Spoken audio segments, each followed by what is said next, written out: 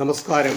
ഇന്ന് വിശുദ്ധ ബൈബിളിൽ പരാമർശിച്ചിട്ടുള്ള ഒരു സ്ഥലം നിങ്ങളെ പരിചയപ്പെടുത്തുകയാണ്.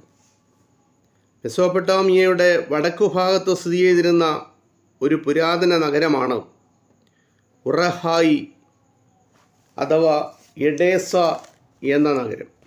ഇന്നിത് തുർക്കി രാജ്യത്ത് ഉർഫ എന്ന പേരിൽ അറിയപ്പെടുന്നു.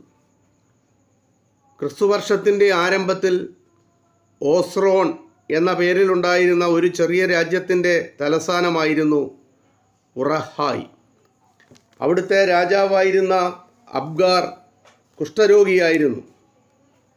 സൗഖ്യപ്രാപ്തിക്കായി യേശുക്രിസ്തുവിനെ കത്തെഴുതി കൊടുത്തയച്ചുവെന്നും കർത്താവിൻ്റെ മരണത്തിനും ഉയർപ്പിനും ശേഷം